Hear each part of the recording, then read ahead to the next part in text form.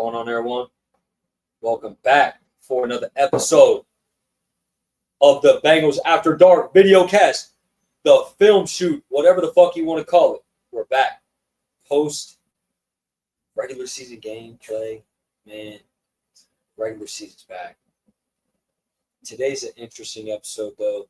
We got a lot of cool stuff to talk about. We got some transitions, week 1 to week 2. But first off, bro, I want to ask, how you doing? Doing pretty good, man.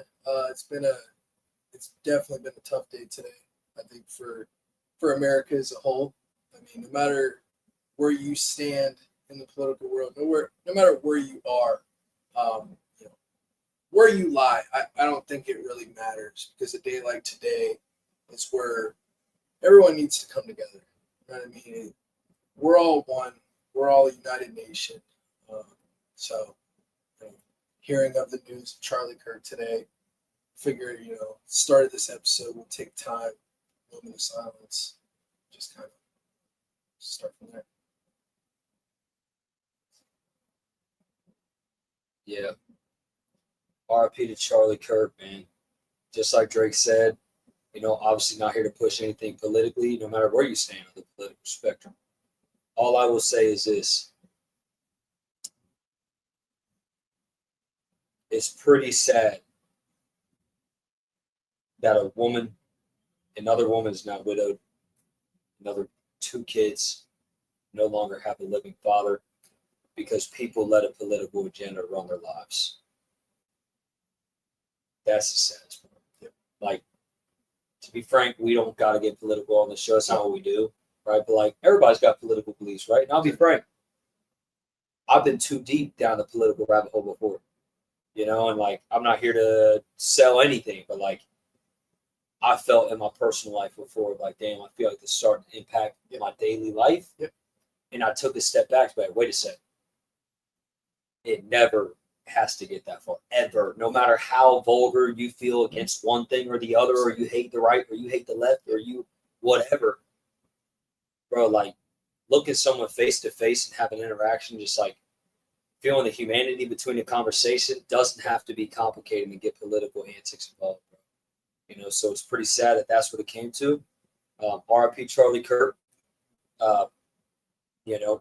Truly prayers to his family, man. And we don't speak of faith much, but I'm a passionate believer in Jesus Christ. So is he. We're believers in God here. And Charlie Kirk, a lot of people really resonated with him, especially younger people, younger audience. A lot of what you guys are here for. So, just definitely wanted to give a moment of silence for him. And with this form of content we're bringing to you guys, let's let this be a form of escapism, right? That feed may be pretty crazy today.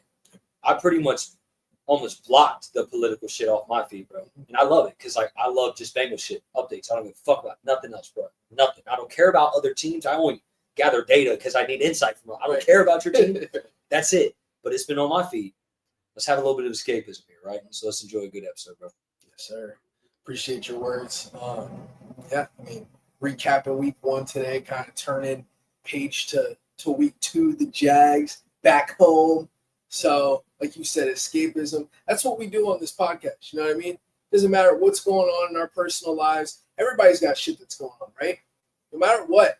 But football is an escape. This is something that if you're watching the show today, you love football. You might not love us, but you might hate us, bro. You could hate us. Yeah, I don't give a fuck. But we know you're watching this, you love us. But it's an escape, right? You want to hear someone talk about Bengals football. All right. And that's what we're here to do for you guys today. A lot to unpack from week 1 and, like I said, going into this week 2 matchup. So I know you asked me how I'm doing. How are you doing? I'm doing good, bro. Sunday was fun, man. It was fun. And I always gotta I don't think I always gotta provide context, because fortunately, let's hope that a lot of the followers, a lot of the listeners kind of get the antics of how we roll. I'm a satire guy. I like poking fun. Yeah. And I was definitely poking fun at the guys that I'm uber confident in. Yeah. But Joe Burrow is my favorite player ever, and he probably will be ever. I was cooking his ass. Sunday. It's just fun. Yeah. But like, I leave that game. What a gift that you simply won. You're leading the division after week one, a division win on the road, and we talked about it, bro. We did not discount the Browns for a second. A second, bro. We fucking know they're a thorn on our sides. So Tyson said it best, and I loved it. That veteran leadership stepped in, patting Joe on the back once he walked in. Joe was clearly not, that was not a win by Joe's standards. We know that. And Tyson was patting him on the back saying, we got you this year. We got you. Enough. I don't know how much. You know what I'm saying? I don't know how many games they're going to do that. Consider that was the Browns, a 42-year-old Joe Flacco. You couldn't get him down on third or fourth down. That's an active problem that we will dissect. But still, to lead that game, I don't care how you won it, bro. You won it. You know what I'm saying? Because, like, I love that everybody was pretty, like, understanding of the context that we bitch about this win now. We would have been begging for that on January 5th last year. Or this year. Yep. When it was time for us to try to get that playoff spot. When we were watching Denver play Kansas. Exactly. When we were banking on bum-ass Carson Wentz to try to not lose 38-0, you know? And, like, we would have begged for this ugly win. Yep. So we'll take the ugly win. We'll take it gladly because wins aren't guaranteed in this league. So, yeah, bro, like, I feel good. I'm in a good spot. You know, we got things rolling right now. And it's already Wednesday night, bro. Before we know it, we're going to be ready for game 2. Crazy. That's the thing, too. I feel like you have a lot of people, as you said, you don't like looking at other fan bases and stuff like that, but you can kind of sense the energy is that, like, oh, this week one doesn't really matter. Well, it does matter because the implications of later down the season matters a lot. And especially starting this season 1-0, you're 1-0 in the division. I'm happy. I told everybody this week, anybody asked me how I felt, I literally told them, I said, I don't give a fuck. We are 1-0. You got out of the week 1-0. And if you want my honest opinion, I was more happy with the defensive result in that game versus the offense because we talked about it time and time again on this show. In terms of a weak link, in terms of a weakness, you want it to be your offense because you know that that's not going to last exactly over the course of the season. Yeah, exactly. So that's something that they definitely will work past. They're going to get better, just like Zach said after that game. We're to the defense. We're not going to let this happen again. Okay, so and that definitely gave me a sense of comfort, peace of mind after that game. Was like, okay, Zach, standing on business. Fuck with that. Yeah, not for sure, bro, for sure. And yeah, because like, how often is Zach going to have to respond like that? Not often. Right. It's going to turn around quick. Yeah. You know, we talked about it. It's so funny. It's like you saw the stats. Joe Burrow's EPA per play, QBR, completion percentage in week 1. We're looking like DTR. It's like AR level, like 32nd in the league level, like 31 or 33 qualifying quarterbacks over the last 6 seasons level low. Weeks 2 through 18, completion percentage, QBR, EPA, they're all first. Every category from weeks 2 through 18. Yeah. It's insane. Yeah. That's what made me want to pull my hair out, and I truly began to poke fun because I'm so confident in the end. You know what I mean? As early as this week, it's going to completely flip the script. Yeah. But like, we were the first team in the modern football era to have like negative 25 yards your last like it was a weird obscure stat, like last 5-6 drives to win a game. Just like the level of detonation your offense had still you had negative 18 yards in the fourth quarter. Like that's crazy, bro. Crazy. 2 yards in the second half. 7 yards, sorry. 7 yards. Drake, Joe Burrow's last 2 times opening a season in Cleveland, he has a combined 215 yards passing, bro. Like, what? I can't, bro. I saw the 3rd and 13 when Miles was lined up. Remember when he just absolutely detonated Joe? I literally called him out. I'm like, oh my God.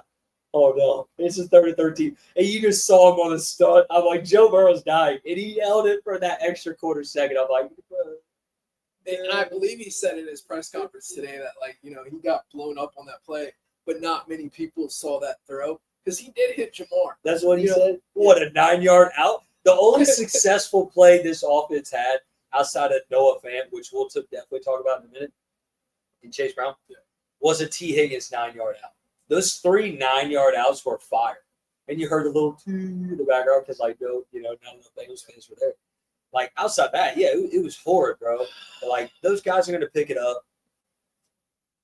Fucked up my boy Chase Brown's stat line towards the end. Bro, that first drive, bro, I was like, oh my, bro, I literally said first team all pro. Yep. I was like, bro, he's here. Yep. Bro, like, it's going crazy. And then, yeah, just fucking absolute dead. But can we go to some meat and potatoes real quick? Then we'll talk about superlatives on how they were good in the first game, moving to the next game. Yeah. You won that first game because of August signings. Something the Bengals never really aggressively did in the past. Yep. All of those guys that are in year 7 or above of their career, one guy that's in year 13, or sorry, year 11. Sorry about that. He's 34. I got it twisted. Those guys won you the game. Those guys were some of the key pillars to winning you a game. Let's hope that this is an eye-opener to the Bengals that maybe we don't have to have this annoying, slow, like stupid philosophy of let's bank on a younger guy that's clearly talent insufficient compared to said veteran on the open market because we want to commit to young guys and clearly be the weak link of a unit versus just getting that vet. Are you happy now, Duke Tobin? Are you happy now, Zach, that 1 week, but the highest graded run defender in the league, Mike Pennell, was a guy that you decided to sign on a Monday before the game? You know, and it's like you get these veterans that, I don't know, are proven. Like, what? You know what I'm saying? So that is what was so relieving. Mm-hmm. You saw the confidence in a situation that was tumultuous. Mike Pennell, he's still hurt that he's not a Chief. Right. To be blunt, he's probably not even embodying being a Bengal. He's still embodying the fact that he's no longer a Chief. You know what I'm saying? So, like, but to play like that and to contribute on the defense, help the defensive line for the first time in Bengals history to not allow a rush over 5 yards, that's an impressive feat, bro. To Dalton Risner stepping in. This sounds really shitty, but as we knew, the weakest link on that D-line, at least the biggest question mark, the lowest ceiling was Lucas Patrick. I wish him a speedy recovery, but kind of if there was a guy that you choose to kind of not play no more because of injury, it'd be Lucas Patrick. He goes down. Dalton Risner plays. That's his job now. Congratulations. Helped you win. Clean slated. Most guys he saw. Mason Graham, who? 5th overall pick. Who? Like, Noah Fant. Mike Gesicki, look, he wasn't playing. Noah Fant was playing. All August signings. They helped you win, bro. Those guys, if they were there last year, one game in week 1, and they didn't play another snap for you the entire season, you would have been in the playoffs last year. That's how crazy it is of just getting valuable, proven depth. That, sure, maybe they're 1 year. Maybe you don't like that it's 1 year. Maybe you don't like that you gotta cut a fucking a year 2 of some fucking bum ass 6th-round draft pick and you want to see him develop it, but you don't. You know what I mean? Fuck that, bro. Yeah. We're trying to win a bowl now. Yeah. What's wrong with getting proven talent when you already have a formidable, sturdy foundation of young guys? I'm not saying go all vets. You know what I'm saying? That'll wrap up my tangent, bro. Like to make the moves that they did in August, won you a game on Sunday, and man, like that's just gonna add up, bro. I 100% agree with you. I mean, in a sense, of those 3 guys, and I think I talked about it was the last pod or whatever. You didn't let other teams get better. You made your team better with these additions, and the Mike Pennell one, practice squad at first, kind of under the radar in a sense. We talked about it on here. The big impact that could have. Man, the fan. Oh my gosh, bro! I'm telling you right now, He looked so good. Them little outs are gonna pay big dividends down the stretch, bro. Dude, we talk about it, bro. My favorite play in this offense is that backside tight end. Yeah. It was the first play of the game. Yeah. Because you will never expend energy to stop you.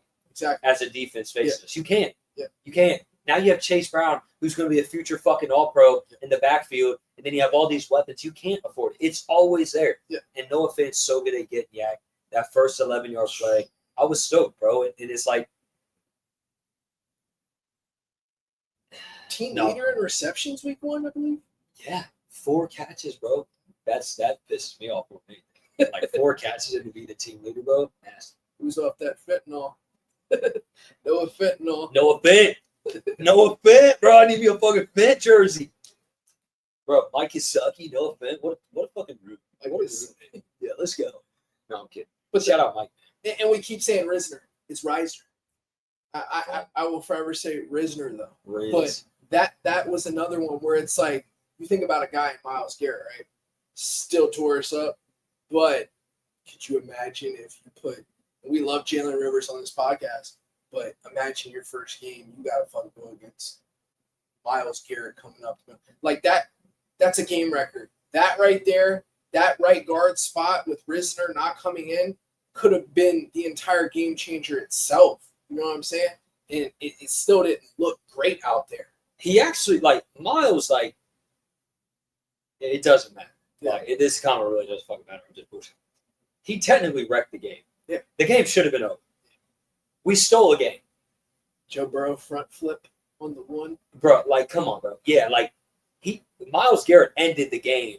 The kicker just ended it for the Browns. You know what I'm saying? And, like, look, who fucking cares, bro? We've blown games before like that. No, we've talked about this. We've had that weird shit in week 1, week 2. Against us. Whether it's our fucking long snapper getting hurt, missed PATs, missed 20, 30-yard field goals, COVID year, Randy Bullock, charged. Like, this shit happens all the time early in the season. And finally, we got one to sway our way. Exactly, bro. That's what's so nice. Like, we talk about it. The law, with anything, the law of averages, bro. Yeah.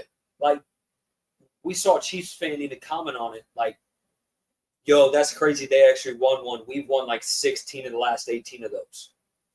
You get that. Now, at that point, I'm not here to talk about the Chiefs. Like, been there, done that, experience that. As much as we hate the Chiefs, they've been in volatile situations so much with these high tension games. They could have maybe slightly of an advantage with experience, but still, law of averages will come in, dude. Mm-hmm. We got the short end of the stick, unprecedented amount last year. So, hey, and don't let a Chiefs and talk about the Chiefs. Don't let a Chiefs fan bring it down about a 17-16 win. All right, hell no, bro. Super Bowl to now, and I'm including preseason because fuck the Chiefs. Okay, 0-5, 0-5, including the preseason. Yes, they lost every preseason game. Really? They lost the Super Bowl. They lost week 1, 0-5 in 2025. That's foul. That's far. Joe Burrow's 6-game winning streak. Second longest active winning streak of his career. Okay. Zach Taylor, second longest active winning streak of his career. Zach Taylor, I don't want to scare you. 0-6 in his career in week 2. No way. We haven't won a week 2 game. Bro, we're beating the fuck out of the Jags. Yeah. Just so you know, we're beating the fuck out of the Jags. That cute fucking tweet today, yeah, we plan to utilize Travis Hunter more on the defense against Jamar Chase. Bring it, bro. But they actually said that. They actually said that, bro. Bro, like, okay. Like, look, bro. BTJ is going to get his. They're going to get a little bit of work. Well, I got a bold take. I got a bold one, actually. I'm feeling it right now. Okay. CTB pick 6 this week. Talking his shit this week. It's history. He let the team down a little bit in week 1. He admitted it. Yep. A little bit burnt toasty out there. He did. He looked got turned around a few times. Yeah, no doubt. That's definitely something we could talk about a little bit. So it kind of opens it up, right? We talked about the philosophical shifts that hopefully we see the Bengals make, give credit for the signings, whatever, da-da-da. Let's get a little bit Jimmy's jokes here. Right? What I loved the most from this defense, was the decisiveness from this back seven. Mm-hmm. Drake, I think some of the best players on that field Sunday were our safeties. Yeah. Right? Yeah. Like, and let's call it like it is, bro.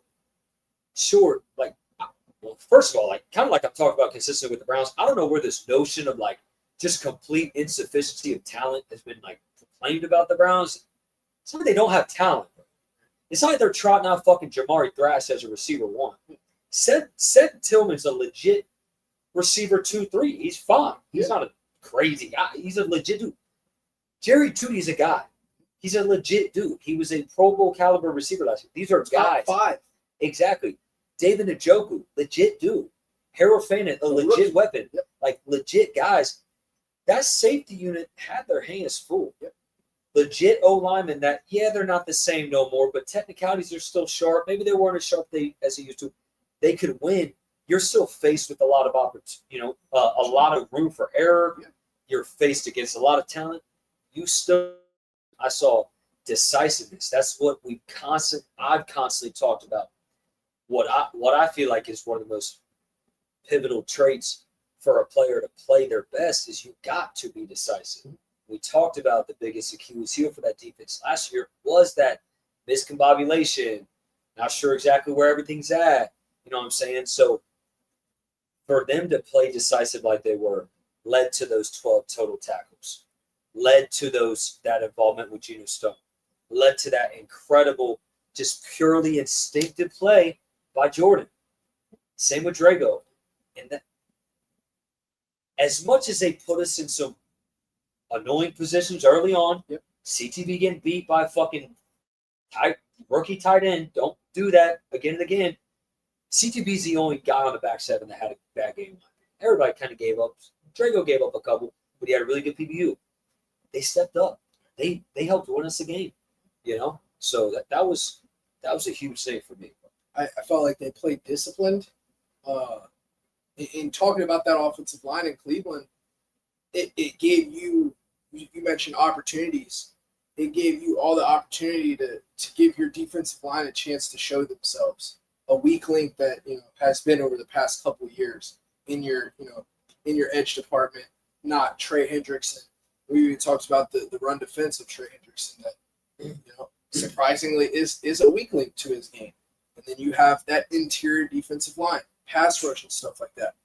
I think that the Bengals, similar to their Super Bowl year, right, and the year prior or the year after, was like, we can get back to that, bro. That was the blueprint.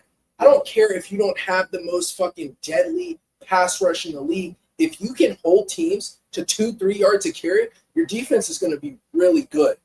Really good. And that's what it proved to show in Cleveland. Granted, you didn't have Quinshon Judkins out there, but a guy like Jerome Ford, who has had bit us in the ass a few times, he had a rookie in Dylan Sampson who got his. He did get his in the receiving department, but not the rushing department. This team, as you mentioned earlier, longest run was 5 yards, bro. You're talking about a team that in the preseason against Washington, you're like looking at 17 yards. Yeah, you're looking at Krosky Merritt like he's fucking Barry Sanders. So it's like that was very nice to see that discipline week one. And I also loved Al Golden walking to the fucking stadium straight before the game. That's how I knew he was going crazy. I knew it. Once I saw Al Golden walk into the stadium straight in the morning, no Uber, no car. He's walking to the stadium in Cleveland. No fucks given. And guess what? He put on a show. And obviously it's week one. There's 16 more weeks left in terms of gameplay. So it's like you still have a lot more to go. Yep. But I think Al Golden is ready for it. He's ready for war. I agree, bro. And I think Shamar Stewart's ready for war. Yep. That's a starter right there. Man. Hey, man, we're just going to say it again, bro.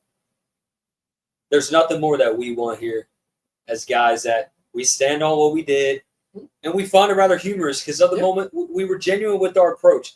We want nothing more than to be proven wrong and to support this kid. Like, I love seeing Shamar win. We want to see him. We'll continue to constantly reinforce that.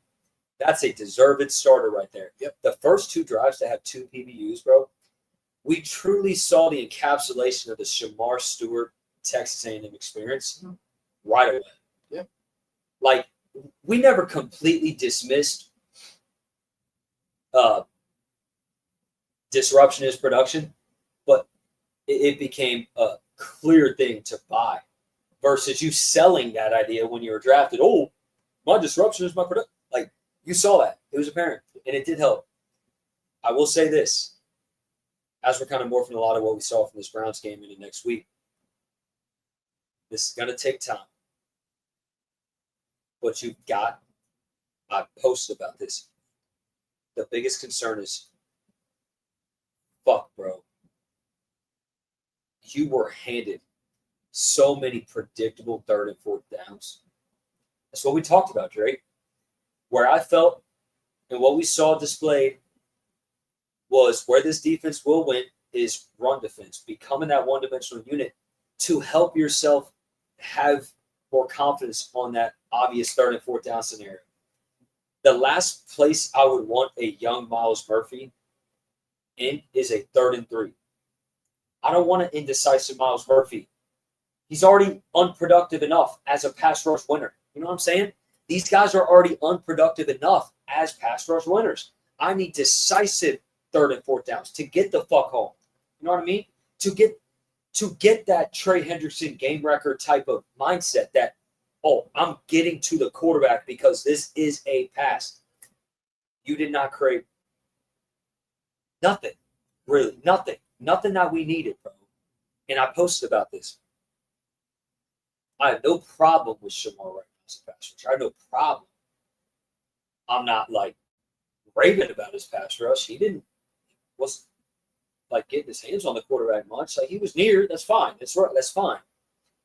But like, how long is it just going to be the 91 followed by the 92 show? You know how often we ever notice how often that happens. Shout out to BJ Hill for it. Crazy. He's always that one finger on the quarterback when Trey's just getting him down. Because he's there. He's winning, but he's not winning as fast as Trey, right? How long is it going to be the 91 and 92 show? We can't keep having just that. We can't keep having just those 2 guys winning and then Shamar just disrupting. I need Myles Murphy in that bitch. I need Chris Jenkins. I need a decisive guys like that. We need decisive guys like that to where you truly create real havoc for a quarterback. Because, like, T-Law is an athletic fucking dude. That's who you're facing now. I don't want to get big picture, but, like, I'm going to just call a spade a spade. I could not help but to think of Lamar Jackson totally putting up fucking 40 points on us if Joe Flacco's got that much time in the pocket. That motherfucker is like whatever slow shit you want to call him. You know what I'm saying? The slowest quarterback in the league, and he had time, bro. You can't have that. Yep. Now, here's the kicker. You took 11 games last year to gain any sort of identity. Can that please be condensed to 5? On the pass rush side. Now, I'm also not going to be delusional to say, like, oh, the high floor we saw from this back 7 is going to constantly be the same. They're going to look amazing. Not all the time, but, like, don't fall off a fucking cliff on me. Hold your ground, back 7. Pass rush. Got to take those steps, bro. You know what I'm saying? That's the big part. So that's what was frustrating. And this week, you're getting a lot more speed, bro. Travis Etienne, breakaway guy. Like Travis Hunter. Do we have to say anything? No. Fucking BTJ. Do we have to say anything? No. Like these guys, Trevor Lawrence. That RPO is nasty. You know what I'm saying? Like they will get you. So I need these guys to just win, bro. Just win. We're not saying you got to add 7 moves to your repertoire, Myles. Shamar. Can you have 2 moves? Can you win on 1 stunt and get to the quarterback at 1.75 seconds, please? 1 time on a third. Can you be 60% of a Myles Garrett on a 3rd and 13 and get, you know what I mean? Like, I need that, man. I need that shit. Yeah, I mean, I guess there is credit to give it in a sense of your red zone defense last week. Absolutely. I felt like I agree. that's what helps you win games. If you are forcing kickers to kick three with your offense, I'll take that any day of the week. Now, your offense can't play how they did in week one. Yeah. But in terms of holding offenses to 3 points, that's why they had so much success in their championship windows right there. It was like you held teams to 3 points a lot of times. Because they won in the run. The fundamental, the foundation of a sturdy run game is your ability to contain. Yeah. Strength, vision. Yeah. You know what I mean? Position. Mm-hmm. Like, you know how to physically, literally contain yourself to where you bottle up those guys into the middle of the field, not creating space. They're so good at that. Like, if you're good at containing an open space in an open field, you're gonna be a lot better in condensed field. So that's why, like, I think that's a predictable thing. A lot of fans will be like, what is a predictable measure for this defense? I think you can bank on, once again, a pretty good red zone defense. Maybe not the best, but like you talked about during that championship run, I mean, yards per play, I remember, like, 2022, I think they almost made, like, records, if I'm not mistaken, for the amount of yards given up on a drive correlated to points per. Exactly. Yeah, I remember that. Dude, it was like averaging like 30-something yards. Like, they gave up yards, but you could not score. Lou even talked about it. Yep. That's cute. You can have your 450 yards, but good luck scoring touchdowns. You know, so, like, if we could get a unit like that again, which I think we can bank on, that's going to be huge. Think about it. Like, Joe Flacco had 300 passing yards, right? They didn't score 20 points, and the Bengals defense wins in turnover differential. Joe Burrow might have had a shitty game, but he didn't turn the ball over one time. You didn't turn the ball over, and essentially that's what it comes back to, turnover differential. If you win the turnover differential, most of the time you're going to win a game. Now, Joe Burrow, talk about a Pittsburgh game, talk about that early season shit that's crazy, like that game where Joe threw 4 picks and we still should have won. Crazy. But, I mean, there's just levels to it, and as we kind of wrap this up here soon, it's like they showed a lot in that week one. Obviously, the offense, we want to see the offense score 40, right? That's what we want to see. But that defense, what I saw out of that defense is what gave me a lot of confidence going forward. It wasn't the fucking, and I know we still got week 2, right? But it wasn't the Jane Daniels show. You know what I mean? It wasn't. Yeah. It wasn't something like that where we're like, oh my God, like this is bad. Yeah, I will say this though. I'm on the, like, my approach is, whew, we won that game. Yep. Let's recalibrate here. Mm-hmm. And fortunately, I think you have predictable measure. Let's recalibrate as a whole team. Yes, we have predictable measures that I think we can have legit confidence in our linebackers. I think we should.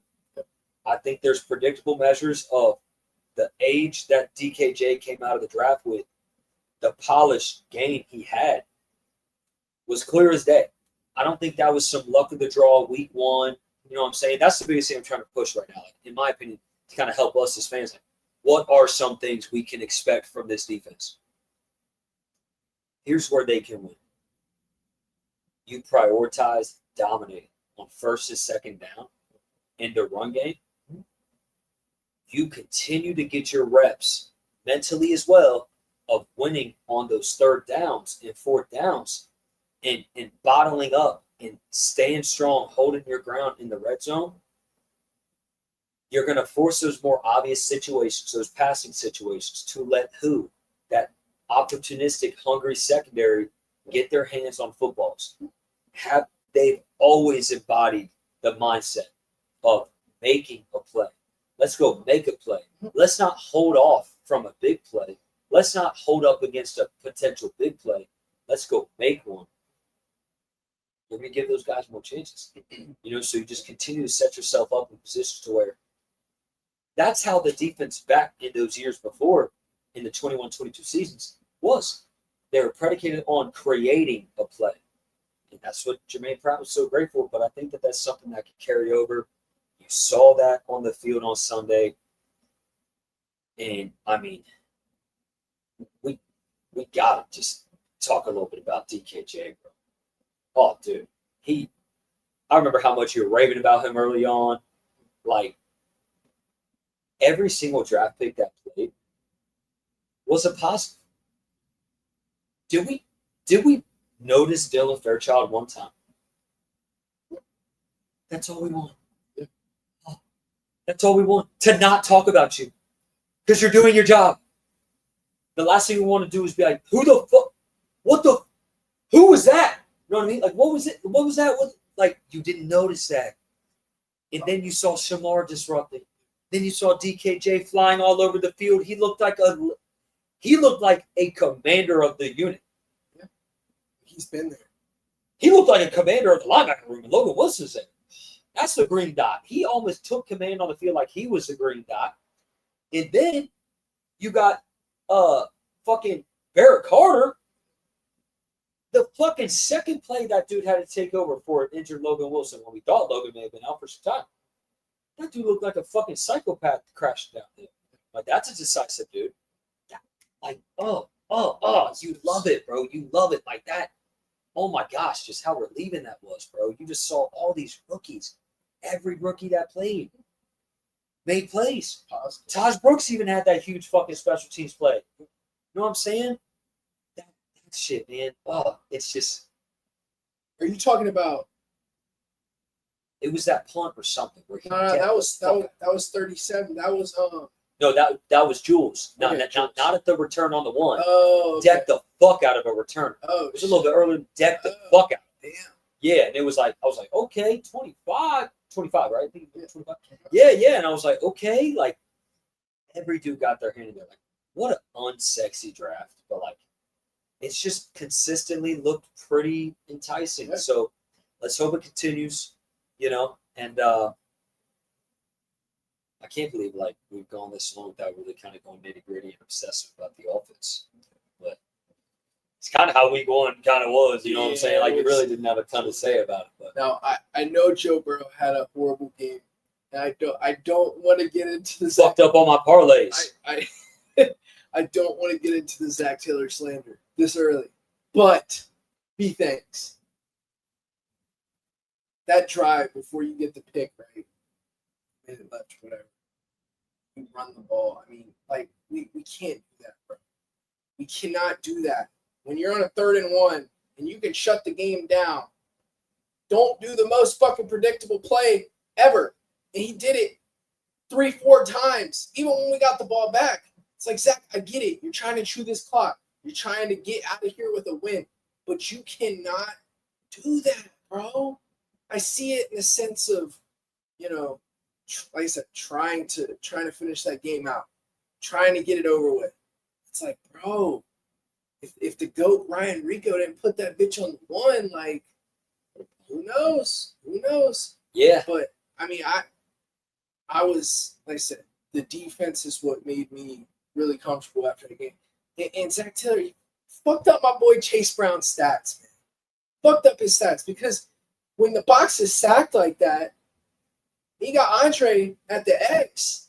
Like, come on, bro. Like, let's be for real. Like, it's the most predictable play call in the offense. Yeah. So, well, I will say this to give, like, obviously we talked about it. Largely, you're gonna do that. You're gonna try to run the clock. Yeah. But here's the thing we haven't even talked about. I just got to do it. I literally want to shed happy tears. For the first time in Joe Burrow's career, we can run between the tackles. Yeah. Did you notice that? The first drive. It was working. I wanted to shed grown man tears. That first drive. Like, oh my God. Oh, the whole time you ran between the tackles. I was like, this is amazing. And the guards are winning. They're getting up to the second level. I was like, oh my gosh, like that, dude. Just wait till they get in space. They can move. Dalton Risner can move. Dylan Fairchild can move. Except for Orlando Brown, like, just because he's not the most athletic, but like phenomenally technician-wise, we can win as a run unit. It's just we knew that D-line's good. That's a good D-line. Yeah. So that we're going to have our hands full regardless. But That made me so happy, bro. So in that moment, that's really, you couldn't win with anything else other than a backside tight end league one time, 3 9-yard out routes to T. Higgins, and running between the tackles. To bleed out the clock, you might as well try to run between the tackles. Like, you know what I mean? I kind of get it. Like, you're not going to be like, all right, let's go wide zone, fucking halfback, crack toss, fucking double reverse pitch to Jamar. You know what I mean? Like, but it's like you got the best wide receivers on the planet, bro. You got 2 tight ends. You know what I'm saying? You got the guy. Exactly, but also I agree. And then, like, to justify in your case, like, they had timeouts. So yeah, if the Browns the Browns had the timeout. So if you don't win in the run, that's a pass. Yeah. For those 2-3 plays because you stop the clock.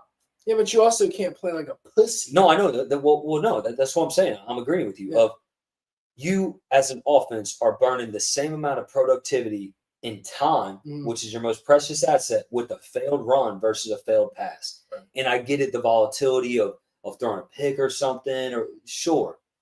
And then kind of adding to fuel to the fire of justifying to Zach. Joe was playing horrible. Yeah. Like, you see my funny meme about here's your crown, King. Like, you dropped your crown.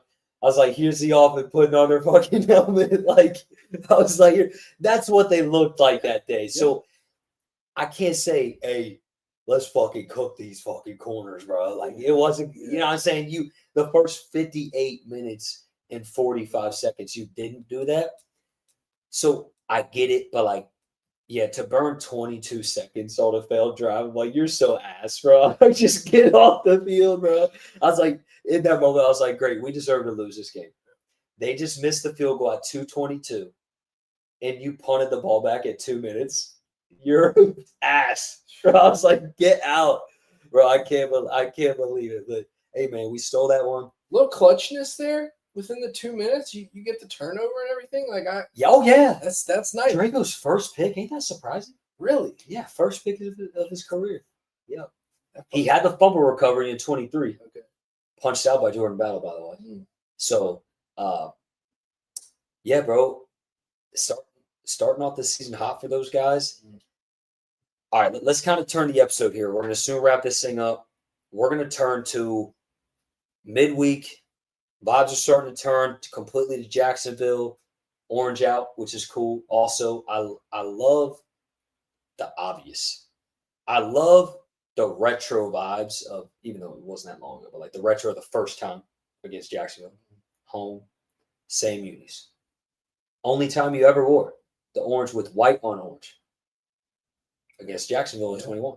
Yep. Running it back. That's pretty cool. I like that. I love those unis too. Can't zero me. That was the Trent Irwin coming out game. Yeah. You know, that little wheel route. Remember that? Oh, look at T.I. Look at that little white boy. Like, he's going crazy. Yeah, and T.I. who's not on the Jacksonville Jaguars anymore, by the way. Oh, no. Damn. I didn't think about that. That was also the Eli Apple coming out game. Yeah. Remember, he had the horrible game one against Minnesota. You're right. Which is weird. We're going to the bowl. Yeah. Here's why. Okay. Oh, fuck. Damn it. I thought we played Minnesota I thought we played Jacksonville week 2 and 21. I was like, wait, we played the same teams back to back what we're doing this year. Jacksonville to Minnesota. I thought we did Minnesota to Jacksonville, but no. Tripping. Who cares? But remember, make it up. So it means, we're going to the bowl. That's what I'm saying. Yeah.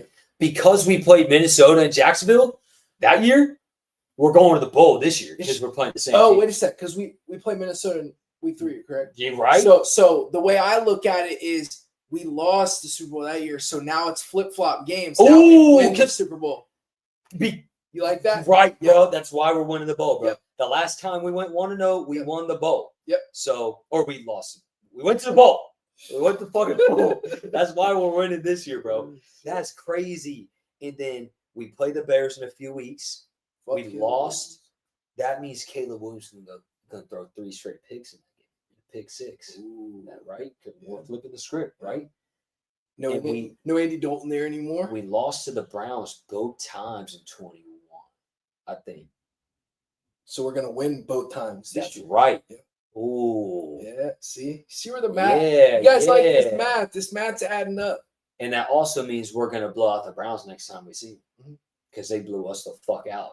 You know, I read an interesting one about how the game one was scripted. Right? Apparently, it's the Cleveland Browns in gematria is 33. Okay, and I guess Paul Brown's name is 33 in gematria. He was also born on September 7th. It's fucking crazy. But that's another reason why we're going to the bowl. Yeah. We're winning the bowl this year. Wow. Yeah. That's crazy, bro. Yep. I appreciate that. Mhm. Yeah. So simply put all your fucking money. Put your mortgage, put your child support. I don't care. Everything on Bengals Super. Yeah. I mean. And I got a confession. Drake is actually the leader of the Caleb Williams fan club. Thanks. An avid hater of Caleb Williams. Caleb Williams paid me $21 on Monday night. Yeah. That's probably my biggest singular flex. I'm not gonna lie. Bro, I told my whole team that day, bro. I was placing one bet and it was Caleb Williams' first time rush Tony. I'm sorry, bro. It did smack. So and that's my little flex. And you know what was so nice was going to bed, right? And it was kind of terrible going to bed and realizing that, okay, damn, Caleb Williams is going to win this football. But then I woke up the next morning to see that the Chicago Bears and Caleb Williams, they lost. And guess what? I had a $20 bet with a Chicago Bears fan. So instead of me going to bed thinking, oh, I got to pay this guy $20 in the morning, I woke up to $20. So we both won, man. That's won. how we're going to the bowl. We both win. Wow. I mean, this is where it starts right here. Damn. Week 1. So that also means we're gonna beat the shit out of the Jags, bro. Dude, we're about to straight up, bro. We're beating the fuck out of the Jags, bro. Their defense is ass. They just traded Tank Bigsby, so they ain't really got that look. Nah, bro. Bang. They don't got shit, bro. Actually, no, they do have some run backs. I'm not gonna lie. They got weapons on defense, but or on offense, they got 2-3 dudes maybe on defense, bro. After that fucking that secondary, Andrew Wingard, white boy. Yeah, that little white boy, bro. He's about to get cooked. He may get cut. Isn't he old too? I thought. Yes, bro. Crummy, old ad boy. Former Jag saw it this past weekend. Actually, kind of did because our receivers were locked up. But Rashawn Jenkins, his buddy Andrew Wingard, is about to fucking get cooked. Right. Oh, this is where we establish that big playability, huh? We have to. Little He-Man, T. Higgins over Wingard, or Jamar cooking Travis Hunter. A little welcome to the NFL moment, huh? Facts, bro. First of all, to catch 6 passes for 33 yards in week 1, that's funny, bro. Did you start him? You didn't start him, did you? Higgins? No. Travis Hunter, because I knew you got him on one of your fantasy teams. No. I don't have Travis Hunter or anything. I thought you Higgins. Did. Oh, okay. Higgins. I got T. By the way, you want to know a little flex? In the 4th round of one of my leagues, I had AJ Brown and Marv Harrison back to back. I was like, who do I pick? Pick Marv. I said, I don't trust AJ Brown in that offense. Jalen Hurts is closer to Justin Fields than Lamar Jackson, Jaden Daniels. That's my take. You want my take? Jaden Daniels is better than Lamar Jackson. Call me crazy. Bro, what if Lamar had the composure of Jaden Daniels? He would have probably a Super Bowl ring already. That's such a crazy But you know what? That's what's so nice as we recap this week 1 going into week 2. Cincinnati Bengals are atop the division. They gave up the least amount of points in the division. The fucking Ravens now know what it's like, what we dealt with all of last season, okay? God, it was so satisfying. Seeing Lamar, who, consistently chokes, but it really wasn't his fault. This was more like a Derrick Henry fault. But you still lose. You were up 40-25, and you still lose, bro. Bro, imagine always choking like that, bro. That's crazy. They always, bro, it's infamous across the league now. They will choke that lead. Who do they play this weekend? The Browns, I think. I think they may play the Browns. But bro, the Chiefs Really? play the fucking Eagles. You realize the Chiefs are about to go 0-2, bro? Oh, and they play the Eagles. Yeah, that's what I'm saying. Yeah, they're definitely losing this weekend. Bro, yeah, they're not making it, bro. Yeah, they definitely play the Browns this weekend. Oh, the Ravens play the Browns? Yeah, that's Let's go, Flacco. Redemption arc. Hopefully, Think we should get that. Quinshon Judkins gets passed. So, I heard he didn't practice today. yeah, but he had a meeting with the NFL. Oh, okay. So then get him kind of back in the mix. Go tear up Baltimore. Like for Baltimore's the name sense on their defense for them to give up. And I get it's Josh Allen. For them to be that fucking ass in week 1, hell, I'm ready to see Joe Burrow, prime Joe Burrow late in the season. Because what we got Baltimore later in the season, correct? I don't think we have the early games. So that's going to be nice because that's where we're going to start hitting our full stride. Bro, also, Love it. dude, I don't even, like, what if the NFL gave us the Ravens week 1? We're dying. I'm sorry. Like, I kind of want to end the week 1 recap as much fun as it's been. Let's kind of turn to week 2, then I'll soon wrap it up. I can no longer say I have trust in. I hate even say this, but like, how can I trust Joe Burrow and Zach Taylor and even Jamar? What is it? What is it gonna fucking take for you guys to hit the ground running? Do I need to get you motherfuckers out there for 60 minutes in the preseason game? Here's the annoying part.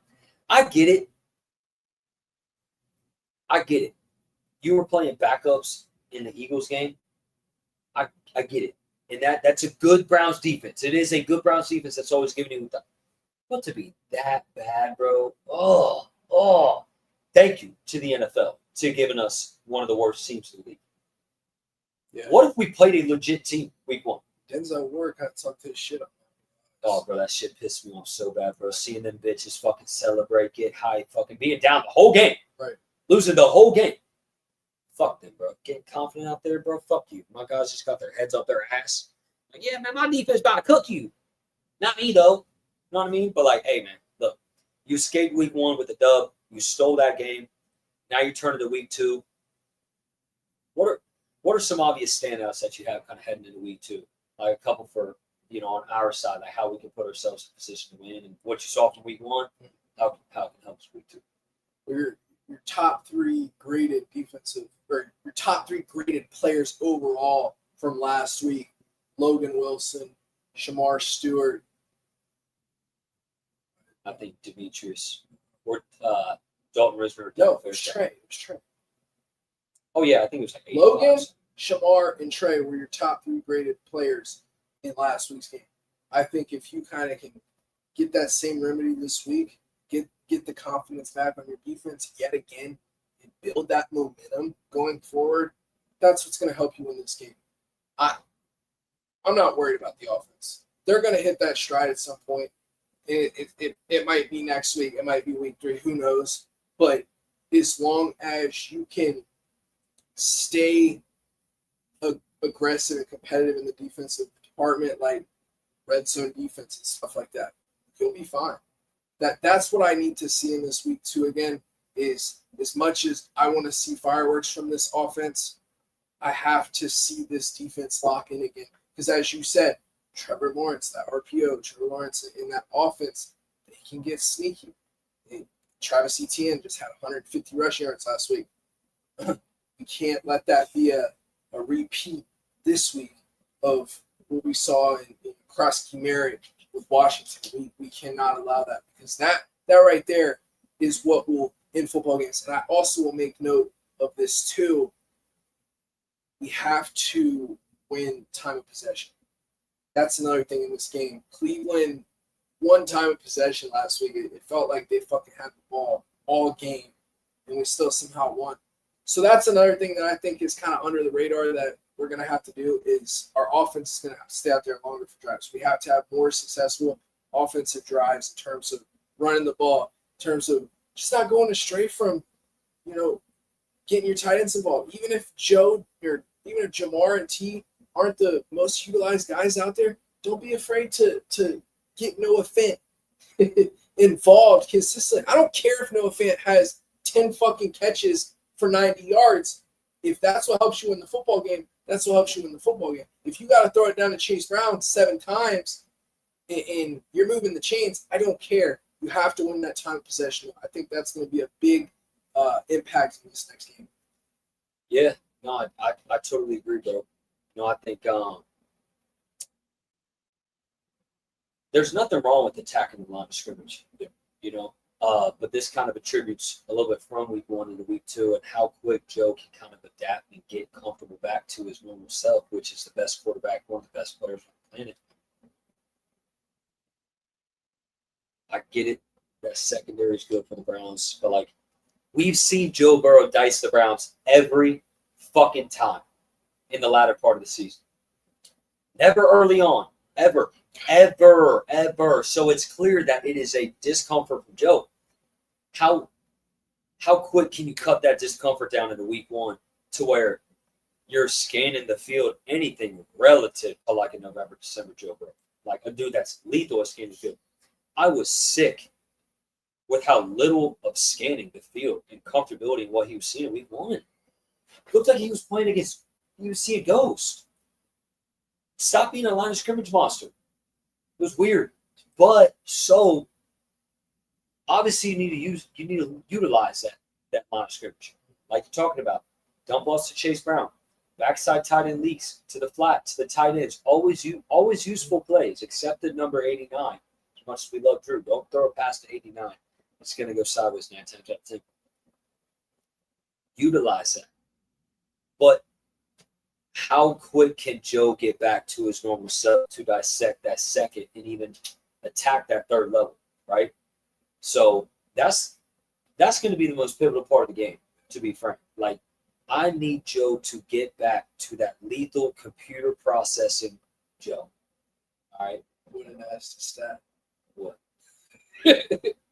You, sir, and me, we both had the same amount of yards and catches as Drew Sample and Andre Yoshivage in week 1. You too, if you're watching, we had the same amount of catches and yards too. We also had the same amount of snaps as Jermaine Burke. Where the fuck was he? Did you see him in the back of the locker room, post-game locker room with the sunglasses on? Just Man. I don't know, bro. It's a little weird. It is. That whole thing was same with McKinley Jackson. I mean, there's some shit behind the scenes, behind the curtains that people don't really know about. And I honestly applaud this coaching staff for kind of keeping that under the radar. Even the players too, for kind of being fresh. They're not airing it out. Yeah, they're not airing out, not fucking with team chemistry or anything like that. Yeah, no, for sure. And look, man, that stuff's gonna take time. That's just what epitomizes. We're grateful that they were able to pull that one out. With the dysfunction that they experienced. So, yeah, bro, I head into week 2 confident that it's this Jags defense. I need, this offense was at a 2 out of 10, literally, all overall in the game. And that's only because they looked like a solid 8.5 on drives 1 and 3. Outside of that, they were a flat 0. Can you get to 6 this week? Because if you're playing out of 4, you could very well lose this game. Yep. T-Law is a legit dude. You know me. You guys know of the Bad Network, the Bengals After Dark, podcast to videocast, I am a fucking T-Law trooper. I believe in T-Law, and I think he could give us some work. I do too. So we got to be ready. We're facing a legit quarterback this weekend with legit weapons. I need gradual progression, and I need whatever the fuck it takes. I don't care if you win 17-16. Again, you got to win because you got formidable teams coming up, bro. Yeah. Micah Parsons with the fucking Packers is a problem. I saw a video of someone with how slow and uncomfortable Jared Goff looked. Someone was like, this literally looks like a National Geographic video of a lion chasing a gazelle. I was like, this is a problem. We're seeing them in a few weeks. You know what I'm saying? And the Vikings, The Bears got some guys on defense. Like, you got to get right now. We talked about it heading into the season. You got to sneak out these 2 wins. So I feel confident that they can put themselves in position to win. Got to have these stars star out a little bit, man. Let's not have that defense show us a low floor. We're going to have some crazy high ceiling, but don't just give me a low floor. If you have a formidable floor, offense picks it up, you should win this game. You talk about that week 1, right? Jerry Jeudy, who was top 5 receiving last year. You got another guy right there, BTJ, Brian Thomas Jr. Going into this game, right? You saw how it was in week 1. Jags don't have a guy like Evan Ingram anymore. Britton Strange, who I do want to give credit, he's a good tight end. So, in terms of your thought process, are you okay with selling out to, letting that tight end maybe get some more yards across the field? Maybe a guy like Dylan Sampson, who had a lot of pass catching work in week 1, maybe a Travis Etienne. Are you cool with selling out in that department to stop a guy like BTJ? I mean, obviously, like, if you're talking about individual players, yeah, like, I'm gonna be like, how can I put myself in position to win to where I can get Britton Strange open to focus on the other guys? Yes, but like, I mean, Travis can easily be utilized underneath, So like, they can attack you in multiple ways, but yeah, like, of course, I'm gonna try to bottle up those star players and let those I'm gonna let a PJ Washington have to get his out of the slot. You know what I'm saying? I'm gonna let that guy get a little bit more space versus a BTJ over top. Maybe some 3 safety looks if you're going to. Tyson finally got some run of defense. He looked just fine on his handful of snaps. You know what I'm saying? So there's multiple ways you can attack this. They got a decent O-line, not a good one, not a super bad one. Anton Harrison had a great game 1, but you face one of the worst edge rush units in the league in the Panthers. I'm buying it. So anybody's gonna get the work from Trey unless if you're an all-time. Yep. So you got to win as a pass rush unit. Help this secondary gain even more confidence because they're going to have their hands full. But damn, I'm confident we got some speed. Safeties don't really have it, but like, play deep in. I need these fucking corners to win. You know what I'm saying? And like, CGB's got to step it up, bro. You got your hands full. Like, you feel good about a 4'3" crazy athletic guy there. Mid 4'2" crazy athletic guy in Drago. You saw that crazy PBU in that game. The crazy pick. Show it. Got it. You know what I mean? Dax looks great. Show it. You got to be ready. So, yeah. Look, guys, I'll probably do this. I'll probably do it predominantly for this episode tonight. We're going to look to be back with you guys for more content. We'll see how the end of the week goes. Starting Wednesday night, kind of tried to merge the game recap to the middle of the week. You feel good. Fairly clean injury sheet. Knock on wood. Let's keep that rolling. Guys healthy, looking good. Just gotta feel good to play good. Right? You gotta feel better, obviously, to play better. So let's hope for that, bro. And it's fucking Jags week, man. Can't fucking wait. Mike Pennell officially on the 53-man roster with Lucas Patrick going on IR. You also get a kind of an under-the-radar signing. I think guy with some potential that play with Al Golden at Notre Dame and Isaiah Foskey. Kind of like that signing. I think it doesn't hurt. It doesn't hurt. No. It's the obvious moves that you thumbs up. Right. You know what I mean? Like, it's not rocket science to do a rather obvious move and thumbs up. What's an obvious move? Relatability and potential. Yep. And a guy in that situation, you're not asking him really anything. Mm-hmm. Like, that's like a Seth Johnson type move with an athletic guy. When you got Seth Johnson on IR, why not bring him in? He was a 40th overall pick. Exactly. 28 months ago. You know what I'm saying? Like, that's a legit. That's a guy that was drafted 12 picks behind Miles Murphy. We've seen guys that, obviously different position, guy like Eli Apple, guys that Larry Ogunjobi at one point when, coming from Cleveland to here, like guys that were on the downward trajectory and they came here, kind of got adjusted to a new defense and maximized their potential. So And I think with now you got Pinnell on the active roster, Foskey is for sure a guy that could definitely be elevated on game day. So we talk about a guy that we believe in who can maximize talent. Has done it there, has done it, at other spots, and that's out. Yep. So let's continue to see that. Let's continue to build moving forward, man. I feel good and super fucking excited. So let's get it, baby. Division leaders, that's who the fuck we are. I don't give a fuck how we win. We can win 2-0. We're leading the motherfucking division. Fuck Aaron Rodgers. Fuck the Steelers. Fuck Jalen Ramsey. I can't wait to see his bitch ass, bro. Jabril Peppers. looking like a linebacker. Fucking bro. Hey, bro. We're putting 30. They will literally do anything they can to try to not get 30 on their head. They're getting 30. Yeah. So that's the goal every week on out. Yeah. Week in, week out. So let's shoot for 30 this week. We'll be back with you guys for more content. Content's obviously heating up right now. Super fun time of year. Who fucking day, guys. Have a good night.